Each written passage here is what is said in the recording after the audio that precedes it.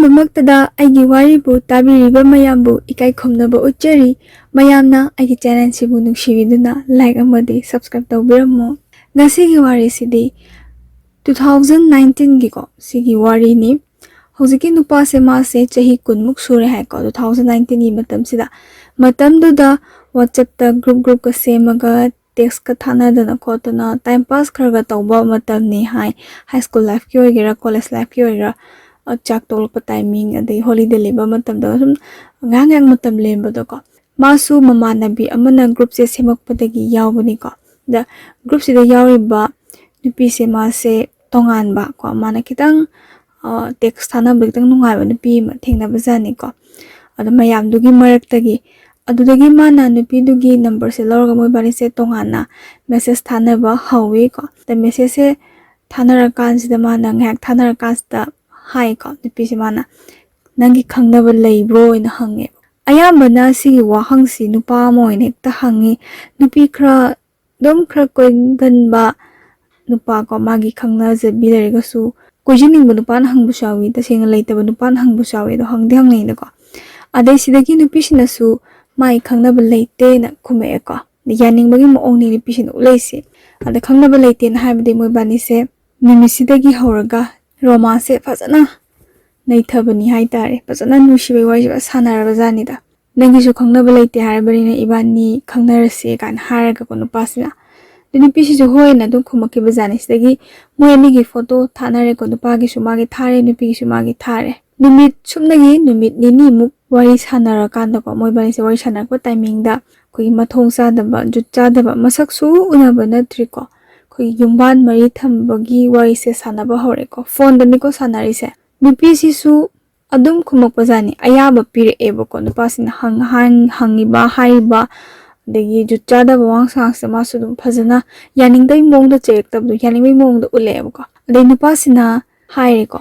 ꯅꯪ ꯍꯥꯟꯅ ꯅꯪꯒ ꯈꯪꯅꯔꯝꯕ ꯅꯨꯄꯥꯗꯨꯗ ꯅꯪꯁꯦ ꯃꯥꯒ ꯑꯔꯣꯟꯕ ꯃꯔꯤ ꯍꯥꯏꯗꯤ ꯌꯨꯝꯕꯥꯜ ꯃꯔꯤ ꯊꯝꯕ꯭ꯔꯥ ꯍꯥꯏꯅꯀꯣ ꯍꯪ ꯇꯥꯝꯅꯤ ꯁꯨꯞꯅꯇꯪꯒꯤ ꯅꯨꯃꯤꯠ ꯅꯤꯅꯤꯈꯛ ꯁꯛꯁꯨ ꯁꯨꯛꯎꯟ ꯎꯅꯗ꯭ꯔꯤꯕ ꯃꯤꯁꯛꯇ ꯅꯨꯄా ꯑꯃꯅ ꯍꯦꯛꯇ ꯅꯨꯄꯤ ꯑꯃꯗ ꯌꯥꯝꯅ ꯑꯩꯈꯣꯏꯒꯤ ꯁꯦꯡꯅ ꯍꯥꯏꯔ ꯃꯊꯣꯡ ꯆꯥꯗꯕ ꯋꯥꯔꯤꯗꯣ ꯁꯥꯕ ꯍꯧꯔꯒ ꯅꯨꯄꯤꯗꯨꯅ ꯍꯔꯥꯎ ꯍꯔꯥꯎ ꯈꯨꯝꯃꯒꯗꯤ ꯅꯨꯄꯥꯗꯣ ꯑꯗꯨꯝ ꯊꯃꯣꯏꯗ ꯑꯗꯨꯝ ꯈꯔ ꯑꯗꯨꯝ ꯆꯤꯡꯅꯕ ꯇꯥꯕꯅꯦꯕ ꯁꯤ ꯅꯨꯄꯤꯁꯦ ꯀꯔꯝꯕ ꯅꯨꯄꯤꯅꯣ ꯀꯃꯥꯏꯅ ꯇꯧꯕ ꯅꯨꯄꯤꯅꯣꯁꯦ ꯑꯗꯨꯝ ꯈꯪꯉꯝꯃꯅꯦꯕꯀꯣ ꯅꯨꯄꯥꯁꯤꯅ ꯑꯗꯩ ꯍꯥꯏꯔꯤꯕ ꯅꯨꯄꯥ ꯃꯥꯁꯨ ꯀꯩꯅꯣ ꯇꯁꯦꯡꯅ ꯃꯥꯟꯅꯕ ꯆꯥꯛꯇꯥꯃꯤꯟꯅꯩ ꯍꯥꯏꯗꯣꯏꯔꯥ ꯀꯩꯅꯣ ꯒ꯭ꯌꯥꯟ ꯇꯥꯗꯦ ꯅꯨꯄꯥꯁꯤ ꯃꯥꯁꯨ ꯆꯍꯤꯁꯦ 20 ꯁꯨꯏ ꯍꯥꯏꯀꯣ ꯋꯥꯈꯜ ꯐꯥꯊꯕ ꯉꯝꯗꯕ ꯏꯟꯈꯠꯂꯛꯄ ꯃꯇꯝꯒ ꯑꯣꯏꯕꯅꯤ나 ꯃꯥꯁꯨ ꯊꯤꯡꯉꯥꯎ ꯂꯩꯉꯥꯎ ꯇꯧꯗꯅꯀꯣ ꯍꯥꯏꯅꯈ꯭ꯔꯦ ꯃꯊꯣꯡ ꯆꯥꯗꯕ ꯋꯥꯔꯤꯁꯦ ꯁꯥꯟꯅꯔꯦꯀꯣ ꯅꯨꯄꯥꯁꯤꯅ ꯍꯪꯂꯤꯕ ꯋꯥꯍꯪꯁꯦ ꯍꯥꯏꯗꯤ ꯅꯪ ꯑꯩꯒ ꯈꯪꯅꯗ꯭ꯔꯤꯉꯩ ꯃꯃꯥꯡꯗ ꯑꯇꯣꯞꯄ ꯅꯨꯄꯥꯒ ꯃꯔꯤ ꯊꯝꯕ꯭ꯔꯥ ꯍꯥꯏꯅ ꯍꯪꯕ ꯋꯥꯍꯪꯁꯤꯗ ꯅꯨꯄꯤꯁꯤꯅ ꯊꯝꯗꯦꯅ ꯈꯨꯝꯃꯛꯑꯦꯕ ꯑꯩ ꯑꯇꯣꯞꯄ ꯅꯨꯄꯥ ꯀꯅꯥꯝꯇꯒ ꯃꯔꯤ ꯊꯝꯗꯦꯅ ꯈꯨꯝꯃꯛꯑꯦ ꯑꯗꯒꯤ ꯅꯨꯄꯥꯁꯦ ꯃꯥꯁꯨ ꯑꯗꯨꯝ ꯍꯦꯟꯖꯜꯂꯦꯀꯣ ꯍꯥꯏꯗꯤ ꯂꯥꯞꯊꯣꯛꯄꯒꯤ ꯃꯍꯨꯠꯇ ꯅꯨꯄꯥꯁꯤꯅ ꯋꯥ ꯉꯥꯡꯕꯗ ꯑꯣꯏꯔꯁꯨ ꯑꯦꯗꯚꯥꯟꯇꯦꯖ ꯂꯧꯕ ꯁꯨꯝ ꯍꯦꯟꯖꯜꯂꯛꯑꯦꯕꯀꯣ ꯅꯨꯄꯤꯁꯤꯒꯤ ꯑꯌꯥꯕꯀꯣ ꯅꯨꯄꯤꯁꯤꯒꯤ ꯑꯗꯨꯝ ꯌꯥꯊꯣꯔꯛꯄ ꯃꯇꯧꯁꯤꯗ ꯑꯗꯩ ꯍꯥꯏꯔꯦ ꯅꯨꯄꯥꯁꯤꯅ ꯅꯨꯄꯤꯁꯤꯒꯤ ꯌꯥꯝ ꯁꯦꯡꯅ ꯍꯥꯏꯔꯒ ꯑꯩꯈꯣꯏꯒꯤ ꯅꯨꯄꯤꯒꯤ ꯄ꯭ꯔꯥꯏꯚꯦꯠ ꯄꯥꯔꯠꯁꯦ ꯁꯤꯁꯦ ꯐꯣꯇꯣ ꯊꯥꯔꯛꯑꯣ ꯁꯤꯅꯤ ꯅꯨꯄꯤꯁꯦ ꯀꯔꯤꯝꯇ ꯍꯥꯏꯗꯦ ꯑꯗꯨꯝ ꯊꯥꯔꯛꯈꯤ ꯍꯥꯏꯀꯣ ꯐꯣꯇꯣꯁꯤ ꯏꯔꯥꯏ ꯂꯥꯏꯅ ꯑꯗꯨم ꯊꯥꯔꯛꯈꯤ ꯌꯥꯝ ꯁꯥꯊꯤꯕ ꯅꯨꯄꯤꯅꯤ ꯅꯨꯄꯤ ꯂꯛꯇ ꯍꯥꯏꯔꯁꯨ ꯁꯥ ꯅꯨꯄꯤꯒ ꯍꯥꯏꯕꯗꯣ ꯑꯗꯨꯒꯨꯝꯕꯅꯤ ꯁꯤꯒꯤ ꯃꯇꯝꯁꯦ ꯍꯧꯖꯤꯛꯀꯤ ꯅꯨꯄꯥꯁꯦ ꯃꯣꯏꯒꯤ ꯌꯨꯝꯊꯪꯅꯕꯒꯤ ꯑꯕꯣꯛ ꯑꯃꯁꯨ ꯂꯩꯇꯦꯕꯀோ ꯑꯗꯩ ꯃꯣꯏꯒꯤ ꯁꯣꯔꯥꯁꯨ ꯂꯩꯕꯖꯥꯠꯅꯤ ꯑꯗꯩ ꯋꯥꯔꯤꯗꯤ ꯉꯁꯥꯏꯒꯤ ꯄꯥꯄꯤꯒꯤ ꯋꯥꯔꯤꯗꯤ ꯃꯌꯥꯝ ꯁꯥꯖꯜꯂꯕꯅꯤꯅ ꯁꯛꯁꯦ ꯎꯅꯤꯡꯕ ꯑꯃ ꯐꯥꯎꯔꯦꯀꯣ ꯎꯅꯅꯤꯡꯕ ꯈꯪꯅꯅꯤꯡꯕ ꯑꯃ ꯐꯥꯎꯕꯗꯒꯤ ꯑꯩꯈꯣꯏꯒꯤ ꯁꯣꯔꯥꯁꯤꯗ ꯅꯨꯄꯥꯁꯤꯅ ꯍꯥꯏ ꯂꯥꯛꯑꯣ ꯍꯥꯏꯕꯖꯥꯠꯅꯤ ꯅꯨꯄꯤꯁꯤꯅ ꯍꯣꯏꯅ ꯍꯥꯏꯅꯔꯦ ꯅꯨꯄꯥ ꯃꯌꯨꯝꯁꯤꯗ ꯁꯣꯔꯥꯠꯁꯦ ꯂꯥꯛꯑꯣ ꯁꯤꯅꯤ ꯅꯨꯄꯤꯁꯦ ꯁꯛ ꯈꯪꯅꯕ ꯑꯣꯏꯅꯀꯣ ꯑꯁꯤꯁꯨ ꯅꯨꯄꯤꯁꯦ ꯑꯗꯨꯝ ꯍꯣꯏ ꯍꯥꯏꯕꯖꯥꯠꯅꯤ ꯁꯣꯔꯥꯠ ꯅꯨꯃꯤꯠꯅꯤꯀꯣ ꯁꯣꯔꯥꯠ ꯅꯨꯃꯤꯠꯁꯤꯗ ꯍꯧꯖꯤꯛꯀꯤ ꯅꯨꯄꯤꯁꯦ ꯃꯥꯁꯦ ꯌꯥꯝ ꯉꯟꯅ ꯂꯥꯛꯑꯦꯕꯀꯣ ꯑꯗꯩ ꯉꯟꯅ ꯂꯥꯛꯑꯦ ꯑꯗꯩ ꯃꯥꯁꯦ ꯃꯊꯟꯇ ꯂꯥꯛꯇꯕꯖꯥꯠꯅꯤꯀꯣ ꯅꯨꯄꯤꯁꯦ ꯃꯃꯥꯟꯅꯕꯤ ꯑꯃ ꯀꯩ ꯑꯃ ꯂꯥꯛꯇꯦ ꯃꯥꯁꯦ ꯅꯨꯄꯥ ꯑꯃꯅ ꯊꯤꯜꯂꯛꯑꯦ ꯍꯥꯏ ꯅꯨꯃꯤꯠꯇꯣ ꯊꯤꯜꯂꯛꯄꯁꯤꯗ ꯅꯨꯄꯥꯁꯤꯅ ꯀꯅꯥꯅꯣ ꯍꯪꯉꯦ ꯊꯤꯜꯂꯛꯏꯁꯦ ꯀꯅꯥꯅꯣ ꯍꯪꯕ ꯀꯥꯟꯁꯤꯗ ꯅꯨꯄꯤꯁꯤꯅ ꯍꯥꯏ ꯑꯩꯈꯣꯏ ꯂꯩꯀꯥꯏꯒꯤ ꯏꯕꯨꯡꯅꯦꯅꯀꯣ ꯅꯨꯄꯥꯁꯤꯁꯨ ꯀꯩꯁꯨ ꯊꯣꯏꯅ ꯈꯟꯗꯕꯒꯤ ꯃꯔꯝꯅ ꯉꯁꯥꯏꯒꯤ ꯃꯥꯒꯩꯒꯁꯦ ꯀꯣꯏꯅꯔꯤꯅꯤ ꯅꯨꯡꯁꯤꯅꯔꯤꯅꯤ ꯑꯩꯒ ꯃꯥꯒ ꯅꯨꯡꯁꯤꯅꯅ ꯑꯇꯣꯞꯄ ꯅꯨꯄꯥꯅꯗꯤ ꯀꯩꯁꯨ ꯊꯤꯜꯂꯛꯑꯣꯏꯗ ꯀꯥꯏꯅꯒ ꯈꯜꯂꯨꯕꯗꯣꯀꯣ ꯉꯁꯥꯏ ꯁꯥꯟꯅꯔꯤꯕ ꯋꯥꯔꯤꯗꯨꯒ ꯀꯩꯁꯨ ꯊꯣꯏꯗꯣꯛꯄ ꯍꯥꯏꯈꯤꯗꯦ ꯀꯣ ꯍꯧꯖꯤꯛꯀꯤ ꯅꯨꯄꯥꯁꯤꯁꯨ ꯂꯩꯀꯥꯏꯒꯤ ꯃꯆꯟꯅꯨꯄꯤ ꯀꯣ ꯃꯣꯏ ꯑꯅꯤꯒ ꯊꯣꯛꯂꯛꯃꯤꯟꯅꯔꯦꯀꯣ ꯍꯧꯖꯤꯛꯀꯤ ꯅꯨꯄꯤꯁꯦ ꯑꯩꯈꯣꯏꯒꯤ ꯂꯧꯕ ꯂꯥꯛꯄ ꯍꯥꯏꯇꯥꯔꯦꯅꯦ ꯊꯣꯛꯃꯤꯟꯅꯕ ꯖꯥꯠꯅꯤꯗ ꯃꯥꯒ ꯅꯨꯄꯤꯗꯨꯒ ꯗꯥꯏꯔꯦꯛ ꯆꯪꯕꯗꯤ ꯃꯥꯁꯨ ꯏꯀꯥꯏꯕꯀꯣ ꯑꯍꯥꯟꯕ ꯎꯅꯕꯅꯤ ꯅꯨꯄꯥꯁꯤꯒ ꯅꯨꯄꯤꯁꯤꯒ ꯃꯣꯏ ꯑꯅꯤꯁꯦ ꯁꯛ ꯈꯪꯅꯕꯁꯨ ꯅꯠꯇꯦ ꯐꯣꯇꯣꯗ ꯈꯪꯅꯕ ꯎꯅꯕꯗꯣ ꯑꯗꯨ ꯈꯛꯇꯅꯦꯕ ꯅꯨꯄꯤꯁꯤꯒ ꯍꯧꯖꯤꯛꯀꯤ ꯅꯨꯄꯥꯁꯤꯒ ꯃꯣꯏꯕꯥꯅꯤꯁꯦ ꯆꯠꯃꯤꯟꯅꯔꯦꯀꯣ ꯆꯠꯃꯤꯟꯅꯔ ꯀꯥꯟꯁꯤꯗ ꯑꯩꯈꯣꯏ ꯂꯩꯀꯥꯏꯒꯤ ꯃꯤꯅꯒ ꯍꯥꯏꯇꯥꯔꯦꯅꯦ ꯑꯗꯩ ꯃꯣꯏꯒꯤ ꯃꯕꯣꯛ ꯆꯤꯡꯊꯣꯛꯄ ꯃꯃꯥꯕꯣꯛ ꯆꯤꯡꯊꯣꯛꯄ ꯍꯥꯏꯇꯥꯔꯦ ꯁꯤꯅ ꯑꯁ ꯅꯪ ꯅꯨꯄꯤꯗꯣ ꯃꯁꯛ ꯌꯥꯝ ꯐꯖꯩ ꯀꯥꯟꯅꯒ ꯍꯥꯏꯕꯁꯤꯗ ꯑꯩꯈꯣꯏ ꯅꯨꯄꯥꯁꯦ ꯃꯥꯁꯦ ꯌꯥꯝꯅ ꯊꯃꯣꯏꯗ ꯀꯩꯅꯣꯝ ꯐꯥꯎꯖꯕꯗꯣ ꯇꯁꯦꯡꯅ ꯃꯥꯅ ꯀꯣꯏꯔꯤꯕ ꯅꯨꯡꯁꯤꯅꯔꯤꯕ ꯅꯨꯄꯤꯁꯦ ꯃꯁꯛ ꯐꯖꯩꯒ ꯍꯥꯏꯕꯁꯤꯗꯤ ꯃꯥꯏ ꯆꯥꯎꯊꯣꯛꯆꯅꯤꯡꯉꯥꯏꯅꯤꯗꯅꯀꯣ ꯑꯗꯨ ꯃꯥꯁꯦ ꯍꯔꯥꯎꯕ ꯑꯃ ꯄꯣꯛꯏ ꯅꯨꯄꯤꯁꯦ ꯀꯨꯆꯨ ꯌꯥꯝ ꯉꯧꯋꯤ ꯑꯗꯨꯒ ꯌꯥꯝꯅꯁꯨ ꯑꯗꯨꯝ ꯋꯥꯡ ꯆꯥꯎꯋꯦꯕ ꯅꯨꯄꯤꯔꯛꯇ ꯑꯣꯏꯔꯁꯨ ꯄꯤꯛꯇꯛ ꯆꯦꯡꯇꯛ ꯑꯣꯏꯗꯦꯕ ꯆꯨꯡ ꯐꯤꯔꯥꯟ ꯆꯥꯕꯤ ꯍꯥꯏꯕꯗꯣ ꯑꯣꯏ ꯑꯗꯨꯒ ꯋꯥꯔꯤ ꯂꯤꯔꯛꯏꯕ ꯃꯇꯥꯡ ꯁ꯭ꯋꯥꯏꯁꯤꯗ ꯃꯥꯒꯤ ꯑꯣꯏꯕ ꯃꯣꯠ ꯈꯔ ꯊꯝꯃꯛꯏꯀꯣ ꯋꯥꯔꯤꯁꯦ ꯃꯥꯅꯒ ꯇꯥꯔꯗꯤ ꯍꯥꯏꯗꯤ ꯋꯥꯔꯤ ꯊꯥꯕꯤꯔꯛꯏꯕ ꯅꯨꯄꯥꯁꯤꯅ ꯍꯥꯏꯔꯤꯁꯦ ꯃꯥꯒ ꯈꯪꯅꯔꯝꯕꯤ ꯍꯧꯖꯤꯛꯀꯤ ꯅꯨꯄꯤꯁꯤꯅꯒ ꯇꯥꯔꯒꯗꯤ ꯀꯔꯤꯅꯤ ꯍꯥꯏꯅ ꯈꯜꯂꯝꯒꯅꯤꯀꯣ ꯃꯥꯒꯤ ꯃꯄꯨꯔꯣꯏꯕꯗꯨꯅꯒ ꯃꯥꯒꯤ ꯅꯨꯄꯥꯗꯨꯅꯒ ꯇꯥꯔꯒ ꯈꯪꯕ ꯇꯥꯔꯒꯗꯤ ꯃꯣꯏ ꯃꯇꯩ ꯃꯅꯥꯎ ꯐꯨꯠꯅꯗꯅ ꯍꯥꯠꯅꯗꯅ ꯂꯣꯏꯅꯤ ꯍꯥꯏꯀꯣ ꯑꯃꯨꯛꯁꯨ ꯍꯥꯏꯔꯦ ꯐꯥꯒꯤ ꯇꯧꯕꯅꯤ ꯉꯥꯛꯇꯪ ꯅꯣꯛꯁꯦꯅꯒ ꯍꯥꯏ ꯁꯥꯍꯥ ꯀꯥꯏꯁꯨ ꯀꯩꯅꯣ ꯇꯧꯔꯛꯏꯌꯦ ꯅꯣꯛꯄꯤꯌꯨꯀꯣ ꯁꯨꯝ ꯋꯥꯔꯤꯗ ꯁꯨꯝ ꯅꯨꯡꯉꯥꯏꯅꯕ ꯑꯩꯗꯤ ꯉꯁꯤ ꯀꯌꯥ ꯃꯨꯠꯁꯦ ꯀꯌꯥ ꯏꯅꯨꯡ ꯅꯨꯡꯉꯥꯏꯇꯦ ꯑꯩ ꯀꯌꯥ ꯅꯣꯛꯅꯤꯡꯗꯦ ꯑꯩꯗꯤ ꯅꯣꯛꯑꯔꯣꯏ ꯋꯥꯔꯤ ꯃꯈꯥ ꯆꯠꯊꯔꯛꯏꯀꯣ ꯑꯗꯒꯤ ꯅꯨꯄꯤꯁꯦ ꯍꯧꯖꯤꯛꯀꯤ ꯅꯨꯄꯥꯁꯤꯒꯤ ꯃꯌꯨꯝꯁꯤꯗ ꯄꯨꯔꯛꯑꯦꯀꯣ ꯌꯥꯝꯅ ꯉꯝꯃꯤꯀꯣ ꯅꯪꯁꯨ ꯑꯗꯨꯝ ꯉꯝꯃꯤꯀꯣ ꯏꯕꯨꯡꯉꯣ ꯍꯥꯏꯔꯒꯦ ꯆꯍꯤꯁꯦ ꯑꯩꯅ ꯈꯤꯇꯪ ꯍꯜꯂꯝꯒꯗꯕ ꯃꯥꯜꯂꯤ ꯏꯆꯦꯒꯤ ꯏꯕꯨꯡꯉꯣ ꯌꯨꯝꯗꯒ ꯗꯥꯏꯔꯦꯛ ꯄꯨꯁꯜꯂꯛꯑꯦ ꯇꯧꯕ ꯉꯝꯕ ꯃꯤꯅꯤ ꯈꯔ ꯂꯝꯍꯦꯟ ꯇꯨꯍꯦꯟꯕ ꯑꯉꯥꯡ ꯃꯥꯜꯂꯤꯗ ꯄꯨꯁꯜꯂꯒ ꯌꯨꯝꯒꯤ ꯃꯤꯁꯤꯗꯤ ꯀꯅꯥꯝꯇ ꯑꯩꯈꯣꯏꯒꯤ ꯂꯩꯇꯕꯖꯥꯠꯅꯤ ꯂꯩꯇꯕ ꯍꯥꯏꯔꯒꯗꯤ ꯊꯪꯅꯕꯗ ꯗꯦꯕ ꯀꯔꯃ ꯑꯃ ꯊꯣꯛꯄꯅꯤꯅ ꯑꯗꯣꯝ ꯅꯥꯀꯟꯗ ꯂꯣꯏꯅ ꯆꯠꯅꯈꯤꯕ ꯑꯣꯏꯕꯖꯥꯠꯅꯦꯕꯀꯣ ꯑꯗꯩ ꯆꯠꯅꯈꯤꯕꯗꯒꯤ ꯃꯣꯏꯁꯦ ꯀꯩꯅꯣꯅꯤ ꯑꯩꯈꯣꯏꯒꯤ ꯇꯣꯏꯂꯦꯠꯇ ꯄꯨꯁꯜꯂꯦ ꯅꯨꯄꯥꯁꯤꯅ ꯇꯣꯏꯂꯦꯠꯇ ꯅꯨꯄꯤꯁꯦ ꯄꯨꯁꯜꯂꯦꯕꯀꯣ ꯃꯣꯏꯁꯦ ꯕꯥꯠꯔꯨꯝ ꯀꯩꯀꯥ ꯐꯖꯅ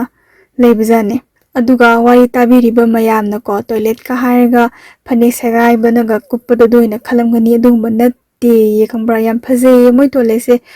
ꯐꯖꯔꯝꯒꯗꯕ ꯃꯥꯜꯂꯤ ꯍꯣꯏ ꯁꯦꯡꯅ ꯅꯨꯄꯥꯁꯤꯅꯀꯣ ꯑꯩꯈꯣꯏꯒꯤ ꯌꯨꯝꯗ ꯀꯩꯗ ꯏꯔꯦꯟꯖꯅ ꯐꯖꯅ ꯄꯨꯁꯟꯈꯤꯗꯕꯒꯤ ꯃꯔꯝ ꯂꯩꯔꯝꯒꯗꯕ ꯃꯥꯜꯂꯤ ꯉꯁꯥꯏꯒꯤ ꯃꯣꯏꯗꯤ ꯑꯐꯕ ꯋꯥꯈꯟꯗꯣ ꯑꯝꯇ ꯈꯟꯗ꯭ꯔꯕꯖꯥꯠꯅꯤꯗ ꯄꯥꯄꯤꯒꯤ ꯋꯥꯈꯟꯁꯦ ꯈꯜꯂꯒ ꯉꯥꯛꯇ ꯐꯠꯇꯕ ꯊꯕꯛ ꯉꯥꯛꯇ ꯇꯧꯒꯦ ꯈꯟꯕꯒꯤ ꯐꯠꯇꯕ ꯊꯕꯛ ꯉꯥꯛꯇ ꯆꯠꯊꯕꯀꯣ ꯁꯤꯗꯒꯤ ꯃꯣꯏꯕꯥꯅꯤ ꯏꯍꯥꯟ ꯍꯥꯟꯕ ꯑꯣꯏꯅ ꯑꯩꯈꯣꯏꯒꯤ ꯇꯣꯏꯂꯦꯠꯁꯤꯗꯀꯣ ꯌꯨꯝꯕꯥꯟ ꯃꯔꯤꯁꯦ ꯊꯝꯃꯦ ꯑꯗꯩ ꯌꯨꯝꯕꯥꯟ ꯃꯔꯤꯁꯦ ꯊꯝꯕꯁꯤꯗ ꯅꯨꯄꯥꯁꯤꯅ ꯑꯗꯨꯝ ꯀꯩꯅꯣ ꯇꯧꯋꯦ ꯍꯥꯏ ꯃꯥꯁꯤ ꯅꯨꯄꯤꯁꯦ ꯑꯩꯈꯣꯏꯒꯤ ꯇꯁꯦꯡꯕꯤ ꯍꯥꯏꯇꯥꯔꯦꯅꯦꯀꯣ ꯃꯁꯥꯒꯤ ꯏꯖꯠ ꯅꯤꯡꯊꯤꯖꯅ ꯉꯥꯛꯑꯒ ꯁꯦꯜꯂꯒ ꯊꯝꯕꯤ ꯅꯠꯇꯕꯤ ꯁꯦꯡꯅ ꯍꯥꯏꯔꯒ ꯂꯝꯆꯠ ꯈꯔ ꯀꯥꯝꯃꯤ ꯂꯝꯆꯠ ꯅꯥꯏꯗꯕꯤ ꯅꯨꯄꯤꯅꯤ ꯍꯥꯏꯕꯁꯦ ꯅꯨꯄꯥꯁꯤꯅ ꯅꯨꯃꯤꯠꯁꯤꯗ ꯑꯗꯨꯝ ꯈꯪꯉꯦꯕ ꯁꯤꯗꯒꯤ ꯃꯣꯏꯅ ꯇꯣꯏꯂꯦꯠꯇ ꯂꯩꯔꯤꯀꯥꯟꯁꯤꯗ ꯃꯣꯏꯒꯤ ꯕꯕꯥꯁꯦ ꯆꯪꯉꯛꯑꯒ ꯃꯤ ꯂꯩꯕ꯭ꯔꯥ ꯍꯥꯏꯅ ꯍꯪꯉꯦꯀꯣ ꯃꯥꯅ ꯂꯩꯌꯦꯅ ꯍꯥꯏꯀꯣ ꯉꯥꯏꯍꯥꯛ ꯋꯥꯠꯂꯤꯅ ꯈꯨꯝꯕꯖꯥꯠꯅꯤ ꯁꯤꯗꯒꯤ ꯃꯣꯏ ꯕꯕꯥꯁꯦ ꯊꯣꯛꯈ꯭ꯔꯦꯀꯣ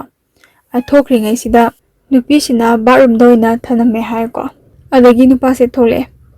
ꯊꯣꯛꯂꯛꯄ ꯀꯥꯟꯁꯤꯗ ꯃꯣꯏ ꯕꯕꯥꯁꯦ ꯑꯗꯨꯝ ꯈꯤꯇꯪꯗꯤ ꯃꯥꯒꯤ ꯃꯑꯣꯡ ꯃꯇꯧꯁꯦ ꯍꯨꯔꯥꯟꯕꯒ ꯍꯨꯔꯥꯟꯗꯕ ꯃꯤꯒꯗꯤ ꯃꯥꯟꯅꯕ ꯅꯠꯇꯕꯅꯤ나 ꯑꯩꯈꯣꯏꯒꯤ ꯃꯥꯗꯤ ꯍꯨꯔꯥꯟꯕ ꯊꯕꯛ ꯑꯃ ꯇꯧꯔꯕꯅꯤꯀꯣ ꯃꯣꯏ ꯕꯕꯥꯁꯤꯅ ꯈꯤꯇꯪꯗꯤ ꯆꯤꯡꯅꯕ ꯃꯥꯜꯂꯦ ꯍꯥꯏ ꯅꯨꯃꯤꯠꯁꯦ ꯑꯗꯩ ꯃꯣꯏ ꯕꯕꯥꯁꯦ ꯊꯣꯛꯈꯤꯕꯒꯀꯣ ꯍꯧꯖꯤꯛꯀꯤ ꯅꯨꯄꯤꯁꯦ ꯃꯥꯁꯨ ꯑꯃꯨꯛ ꯊꯣꯛꯂꯛꯑꯦ ꯑꯗꯨꯒ ꯉꯁꯥꯏꯒꯤ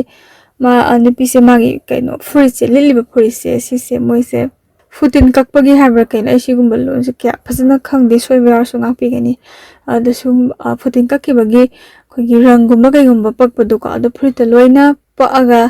ꯄꯛꯄ ꯍꯥꯏꯇꯥꯔꯦꯅꯦ ꯐꯠꯇ ꯍꯥꯎꯊꯤ ꯀꯩꯀꯥ ꯍꯥꯏꯇꯥꯔꯦ ꯐꯨꯔꯤꯠꯇ ꯔꯪꯒꯨꯝꯕꯁꯦ ꯑꯗꯒꯤ ꯅꯨꯄꯥꯁꯤꯒꯤ ꯃꯣꯏꯒꯤ ꯃꯅꯤꯡꯗ ꯂꯩꯕꯀꯣ ꯅꯨꯄꯥꯁꯤꯕꯨ ꯌꯥꯝ ꯂꯨꯅ ꯇꯧꯕꯤꯕ ꯃꯃꯥꯕꯣꯛ ꯑꯃ ꯂꯩ ꯍꯥꯏꯀꯣ ꯃꯥꯕꯨ ꯃꯆꯥꯗꯧꯅ ꯈꯟꯖꯕ ꯍꯥꯏꯇꯥꯔꯦꯅꯦ ꯁꯤꯒꯤ ꯏꯃꯨꯡꯁꯤꯗ ꯑꯣꯏꯅ ꯄꯨꯔꯦꯀꯣ ꯍꯧꯖꯤꯛꯀꯤ ꯅꯨꯄꯤꯁꯦ ꯃꯣꯏꯕꯥꯅꯤ ꯑꯣꯏꯅ ꯆꯠꯂꯦ ꯑꯗꯒꯤ ꯂꯩꯀꯥꯏ ꯃꯤꯅꯒ ꯁꯨꯝ ꯆꯠꯄꯗ ꯎꯔꯛꯄꯗꯣꯀꯣ ꯑꯁ ꯃꯁꯛ ꯌꯥꯝ ꯐꯖꯩꯅꯦ ꯀꯥꯏꯅꯒ ꯂꯛꯅꯕꯁꯦ ꯁꯤꯁꯤꯗ ꯍꯧꯖꯤꯛꯀꯤ ꯅꯨꯄꯥꯁꯦ ꯉꯁꯥꯏ ꯃꯃꯥꯡꯗ ꯁꯨꯝ ꯍꯥꯏꯈ꯭ꯔꯦꯅꯀꯣ ꯈꯔꯗꯤ ꯑꯗꯨꯝ ꯐꯖꯕ꯭ꯔꯥ ꯈꯪꯗꯦ ꯅꯨꯄꯤꯁꯦ ꯑꯗ ꯂꯛꯅꯔꯛꯄꯁꯦ ꯃꯥꯁꯦ ꯌꯥꯝ ꯍꯔꯥꯎꯋꯦ ꯍꯥꯏꯕꯀꯣ ꯅꯨꯄꯥꯁꯦ ꯌꯥꯝ ꯄꯦꯟꯖꯕ ꯅꯨꯡꯉꯥꯏꯖꯕ ꯑꯃ ꯄꯣꯛꯆꯕꯗꯣ ꯍꯥꯏꯔꯛꯏꯀꯣ ꯃꯈꯥ ꯇꯥꯔꯛꯏ ꯅꯨꯄꯥꯁꯤꯅ ꯅꯣꯏꯁꯨ ꯅꯣꯏꯒꯤ ꯅꯨꯄꯤꯗꯣ ꯐꯖꯩ ꯀꯥꯏꯅ ꯍꯥꯏꯔꯛꯑꯗꯤ ꯍꯔꯥꯎꯔꯣꯏꯗ꯭ꯔꯅꯦ ꯍꯔꯥꯎꯐꯝ ꯊꯣꯛꯄꯅꯤ ꯁꯤꯅꯤ ꯇꯁꯦꯡꯅ ꯅꯨꯄꯤꯁꯤꯒꯤ ꯑꯩꯈꯣꯏꯒꯤ ꯅꯨꯡꯒꯤ ꯑꯣꯏꯕ ꯍꯥꯏꯇꯥꯔꯦꯅꯦ ꯃꯥꯒꯤ ꯄꯨꯛꯅꯤꯡ ꯋꯥꯈꯜ ꯈꯨꯗꯤꯡꯃꯛ ꯍꯛꯆꯥꯡ ꯈꯨꯗꯤꯡ ꯃꯅꯨꯡ ꯈꯪꯗ꯭ꯔꯒꯁꯨ ꯃꯄꯥꯜꯗꯤ ꯄꯨꯔꯥ ꯊꯥꯖꯅꯤ ꯍꯥꯏ ꯍꯧꯖꯤꯛꯀꯤ ꯅꯨꯄꯥꯁꯦ ꯌꯥꯝꯅ ꯂꯨꯅ ꯇꯧꯔꯤꯕ ꯃꯃꯥꯕꯣꯛꯁꯦ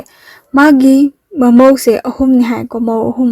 ꯑꯗꯨꯒ ꯃꯇꯩꯃ ꯑꯅꯤ ꯑꯃꯗꯤ ꯁꯣꯔꯥꯠ ꯃꯐꯝꯗ ꯂꯩꯌꯦꯕꯀꯣ ꯃꯇꯩꯃ ꯌꯥꯏꯃꯁꯦ ꯁꯤ ꯈꯛꯇ ꯂꯩꯔꯝꯃꯦ ꯍꯥꯏ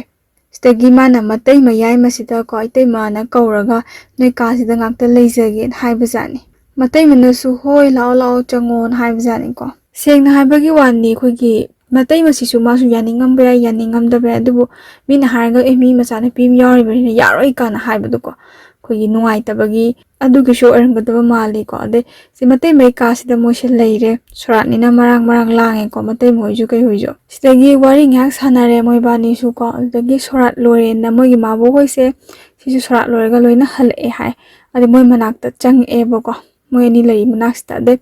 nupa sina hai ko sagi nupi du puri amot pado amta suge promote kren ade mama box in hange kaido boda karai jang da nam puri tu mo lino na hangpham thok pane ba ko ade matam da nupa sina na khumme mazu kai kaino khara haijil laga adum khumme mama box dum thajagre ko mana oida ba ngang budo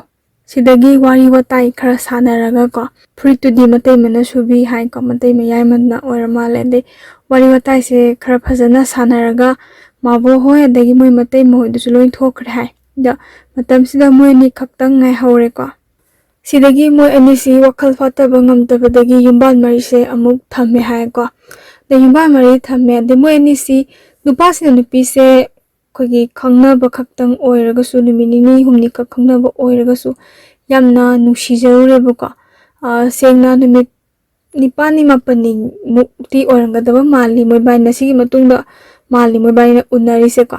sta nupa se di nupi se yam phajana dum nushi jare masak matongna ka phajabane ko sora numisda moi bani se chela se phau ba haine ba ko nupa se nupi se am pamjaru ba hai tare tistagi ngasai ma bu thila amba khogi lekai mabung ni haiba nupa ma ko nupi se bu thila amba se mana ko tawre ko thenge na nupa se di kashu thoina khalu de ko mabung ni na dum khallaga leba adudagi di ngasai gi mo gi matai maga tawraga tagi nupi do thindokre ko hauji nupa sin taw nupi thindokre nupa duna nupi se puraga chaikre hai ko hauji nupa se gi matai mana di ko mabung mande ko nanga nangi nupi ga sila ami do mabung sukman mande maga khangna ba nupa ya mali ko kaina phagi oina hai ba ko phagi oina hai bo ani khoi nupi amagi khoi mabung ni hai baga nushina ba mamana baga se khenai dena ko khangbani na matai masina wamang dia pirame ba direct ta namu badiya banate khogi nupa si su nungai jaroi doine ba ko nakoina na khra hai ba ko matai madu su angang masa makti nattabani na jaga su ngangning da adudagi di yum yore ko nupa se matai maga se khama yum yorok padagi ngasai mama boxina kawre e ma se ko kawk padagi haire e kai haina harake da ko hauji nupi do nang kaino yum pan ga do ba nupi natte na yengbada dum khangba jani nupa yamna loina ba nupi ne na hauji ma loba la ido adusu magi nupa ni yamna panganu ko nongdi nupa na nupa gi aron ba tupa dum sajali sa khangba to mana nupi na su nupi khram khai di khangi da na ka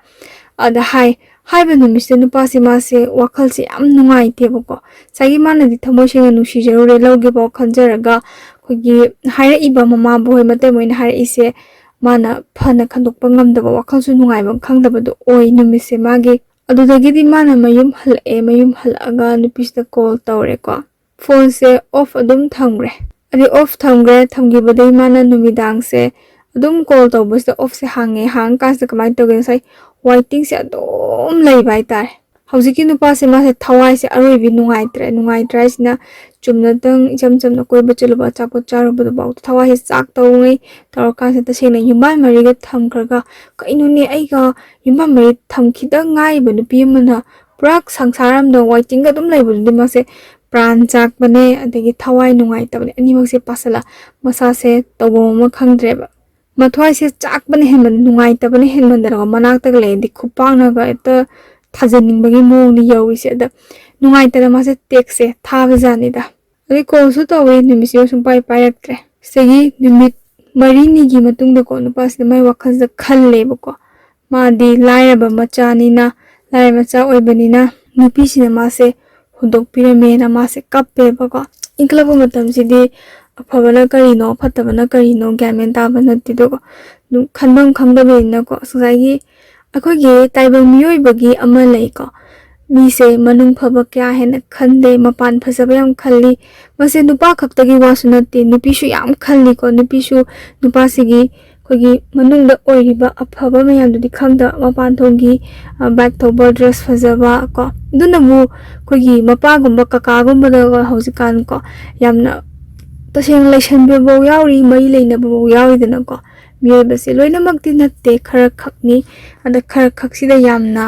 मथोंग चादबा ताबदा हंगोइबा से दुम थोएबको तसेंग नुपासिना होय अतै नुपी Myanmar काइना खिबियावे दमा कशु कपते दो हौजिकी नुपी जसिदा दिमासे कफखी हायबको माना थागिबा टेक्से हौजिक पावा काउदरी हायको अदा माना takes थागिबसे को सुमाइना थागी हायको थोय हायना कवको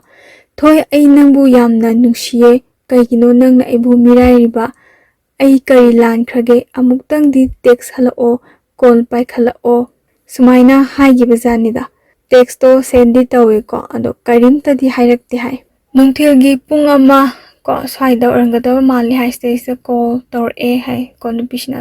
अदुगा मंगोंदा हाय मंगोंदा टोन हाइना कौ मालेको टोन ऐ सिलुरे हौजिक खंगनरिबको खोगी मागसु मरी लेनरे नंग साउनुको मा खंगनरिबा नुसिनरिबा तोपन पाद मागी थवाय हक्चांग से कटख्रेसिने अदुगा मुसमाइना मखा तारए हायको ऐ अतोप नुपा को अदुम खरदुम नुपा खरगसु मरी थमग्रे अदुना ऐना नंगी पुंसी से मांगहनबा पामदे अदुगिदमक्ता ऐना नंगोंदगी लापथोकपने नको नुपिसिना सुमाइना तसेंगना हायरकपजानि असेंगबो इन हायएको अदगी नुपासिना हाय नंगना चामरक चेलुरसु अतोप नुपागा मरी लिसिंगलक थमग्रगसु ऐ नंगबु नुंसी ऐ नंग लौगनी हायगा मासे कप्पीबको नुपासे नुंगाइजदबदो होय कगी नुंगाइत्रिगै मतक्सिदा मियबा मना मसागी अरानबदो कुपसनदबिद लालेन हाइदोरकपसिनसु हेनसु नुंसीबा हेलिदना सिनसु माना मतमदो नुंसीबा हेनखिबजानि यामना कपखि कौजिकी नुपासे फजना कपखि अदुदगी नुपासिनको हाय कौजिकी नुपासिनको नंगा नुंसिनरिबा नुपादो अदुदगी नंबरदो पिरओ ऐ फजना हाइजगेना हाइबजानिदा अहानबदा यादे नुपी सुया यादे को अदगी नंबर पियो पियो हाइबदगी नंबर से पिरए कॉल तौरे को हौजिकी नुपासिना दुगा नुपीसिना खंगनै हाइबा नुपासिना माना हाइरेबको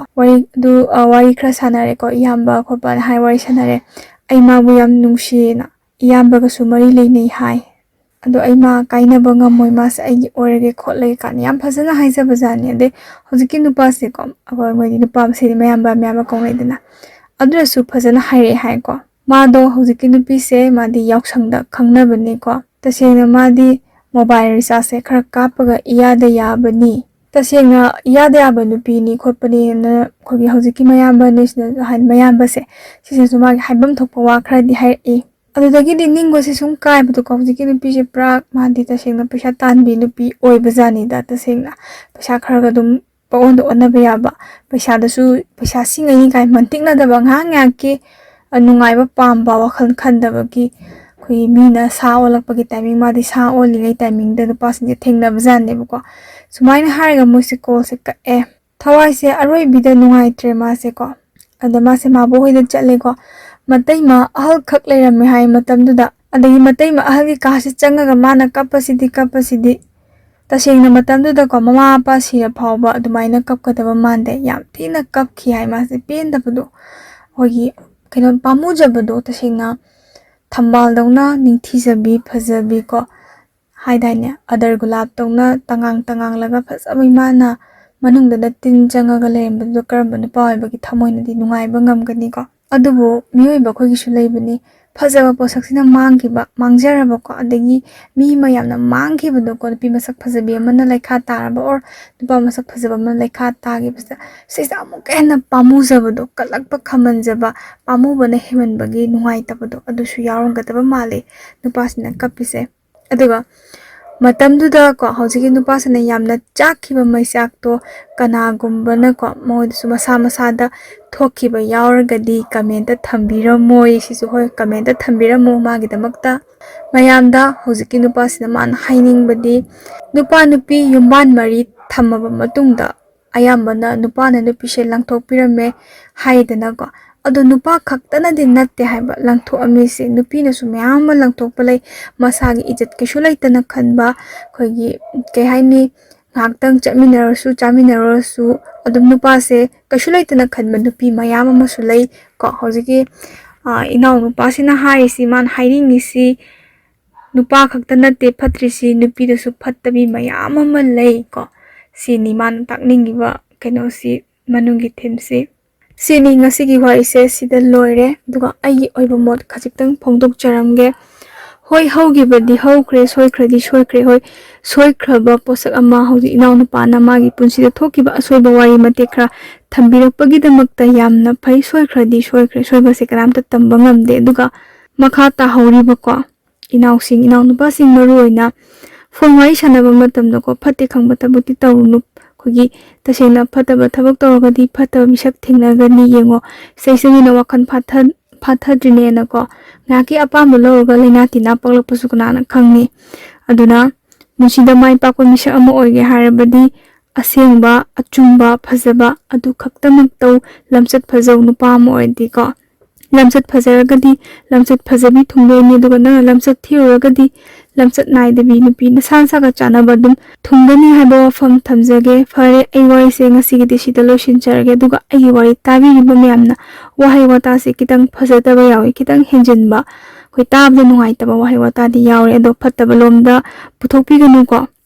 ꯑꯩꯒꯤꯗꯤ ꯍꯥꯟꯅꯁꯨ ꯃꯃꯥꯡꯗ ꯍꯥꯏꯖꯈ꯭ꯔꯕꯗꯨꯅꯤ ꯑꯩꯈꯣꯏꯒꯤ ꯏꯟꯈꯠꯂꯛꯏꯕ ꯅꯍꯥꯁꯤꯡꯁꯤꯗ ꯃꯤꯠ ꯅꯥꯀꯣꯡ ꯁꯤꯡꯅꯕ ꯍꯥꯏꯖꯕꯅꯤ ꯐꯠꯇꯕ ꯃꯤꯁꯛ ꯊꯦꯡꯅꯔꯒꯗꯤ ꯄꯨꯟꯁꯤꯁꯦ ꯂꯩꯈꯥ ꯊꯥꯅ ꯃꯥꯡꯉꯦ ꯑꯗꯨꯒ ꯑꯐꯕ ꯊꯕꯛ ꯇꯧꯔꯒꯗꯤ ꯃꯥꯏ ꯄꯥꯛꯏ ꯍꯥꯏꯕꯗꯨꯅꯤ ꯁꯣꯏꯈꯤ ꯂꯥꯟꯈꯤꯕ ꯈꯨꯗꯤꯡꯃꯛ ꯃꯌꯥꯝꯗ ꯉꯥꯛꯄꯤꯌꯨ ꯍꯥꯏꯕ ꯋꯥꯐꯝ ꯊꯝꯖꯔꯤ